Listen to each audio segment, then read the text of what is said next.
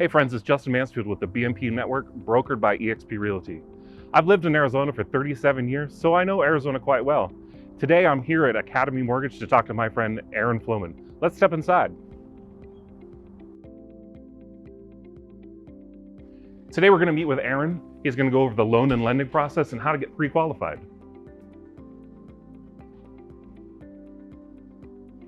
Hey Aaron, thanks for sitting down with me today and answering some questions that I have. Justin, I really appreciate you stopping by with me today, and I can always, you know me, I'm always available to answer any questions you have on lending. How does a pre-qualification work and why is it important to get it right away? So pre-qualification is really super important to have up front. If you're gonna be looking at homes, you can't even make an offer on a house without having a pre-qualification in hand, because a listing agent will not take the house off the market if they don't know you're pre-qualified to buy a home. A pre-qualification is really a very simple process. It doesn't take a lot amount of time to do. We can do it over the phone. We also have an app called My Mortgage that I can send over to you, which will allow you to do on your phone at your own pace.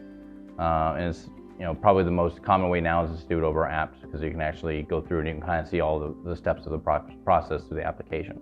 Once we receive an application, I'll review it. I'll go through all of your information, everything provided to us at the time. I'll make a determination of what other documentation I may need from you. And then at that point, I send out a needs list to you, which we'll kind of go over later on. What we review is the main three things about any type of file. Is going to be the credit, the income, and the assets. Credit is going to be your credit profile. So we'll take the application, we'll go ahead and run your credit. We'll see where you fall within the certain FICO scales. We'll go ahead and look at if you have any types of what liabilities you may have on the credit. That's like your credit cards, your card payments, any other type of payments you may have. And then we'll look at and see if you have any other types of collections or judgments or anything that may have to be handled before you can purchase a home. The next thing we look at would be the income. So income, the main thing is we're going to look at is how you're paid. So are you paid hourly or salary or commission? How long you've worked at your current employer.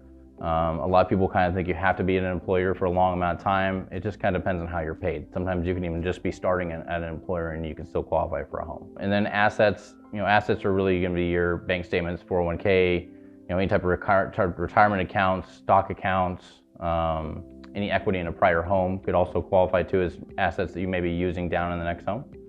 And once we have all that information, we kind of put it into our system called Encompass. And we can go ahead and determine what the right program is going to be for you. And it could be a conventional loan, an FHA, a VA, or sometimes USDA. And there's also down payment assistance options too.